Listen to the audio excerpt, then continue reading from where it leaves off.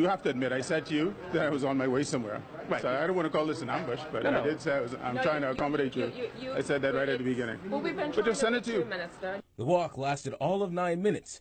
Just as the Environment Minister exited Parliament, he was greeted at the door by Nassau Guardian Managing Editor Candia Dames and myself, both seeking his response to mounting concerns raised by numerous environmentalists over the Oban Energy's oil refinery project on Grand Bahama. The Office of the Prime Minister is charged with heads of agreement. The Best Commission is also under the Office of the Prime Minister, and they are charged with reviewing EIAs and EMPs. So therefore, it would be out of turn for me to speak on those issues. They don't fall within the purview of my ministry.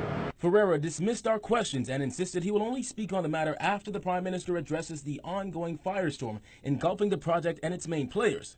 His comments came an hour after the Bahamas National Trust released a strong statement saying the BNT has asked the government to provide the exact location of the site and to see the full heads of agreement. We've also asked for the opportunity to weigh in on the environmental impact assessment before completion. The BNT, they said they wrote the Office of the Prime Minister requesting to see the heads of agreement, and they have concerns about the location of where this site would go. Okay.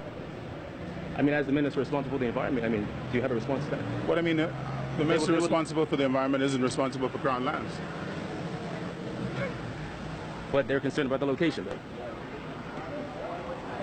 The minister responsible for environment isn't responsible for Crown lands and isn't responsible for heads of agreement. It isn't responsible for environmental impact assessments. This is the Bahamas. I haven't read their statement. You promised to send it to me. But look at the second paragraph right here. But you... The Bahamas National Trust in the statement also said BNT wishes to state very clearly, however, that notwithstanding the results of the EIA, even if there are local project impacts that the Bahamas Environment and Science and Technology Commissions and the government might deem acceptable if mitigated, we cannot envisage any scenario where BNT could support this project.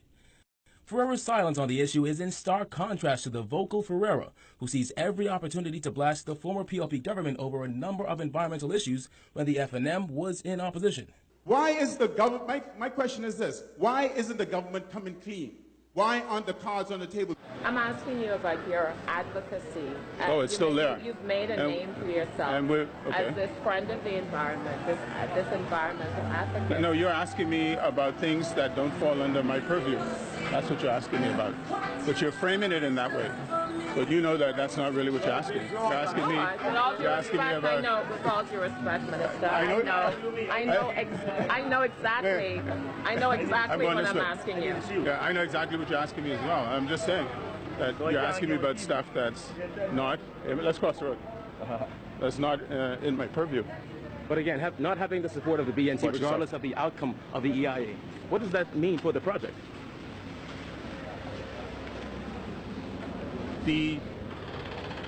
What you asked me to comment on BNT's comments? Yes, they said regardless of the outcome. But I haven't seen it.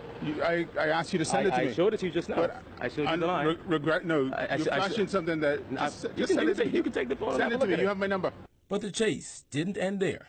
Will you return our calls when we call you and ask you to comment? I think that's unfair there, Ms. Diggs. No, I'm not suggesting that you don't ever, but I'm suggesting that on this issue, you certainly have not been available. That is accurate. That is accurate. That is accurate. The heads of agreement and evaluation of the EIA fall under the purview of the Office of the Prime Minister. So I think you are fully aware that the Best Commission falls under the Office of the Prime Minister. Right. And you're fully aware that the heads of agreement falls under the Office of the Prime Minister. But I'm asking you, right, as an advocate for the environment and as the Environment Minister, were you comfortable with the handling of this Oban deal from an environmental perspective? Is that not a fair question? Like, I'm not asking you what the Best Commission did or what the Office of the Prime Minister did. I'm asking you whether you're comfortable. Were you comfortable and are you comfortable with the manner in which this whole HOA was rolled out in the absence of an EIA and locking us in to the agreement? The Ministry of Environment stands ready to assist in the process. You didn't answer the question. I'm asking I explained to you, I tried to explain to you, and I did already, about the typical processes. You don't have to take my word for it. You can go online and check, and you'll see that an EIA is a planning tool, and it normally happens after a heads of agreement. There's nothing unusual about that. That environmental impact assessment, according to the government, is currently underway. However, opponents to the project have insisted the heads of agreement should not have been signed until that assessment was complete. He's going to speak on it on Wednesday, and I'm sure you'll have lots of questions after that. You're dodging the question respectfully, but I'll leave it there. Okay. You're welcome. Thank you, Minister.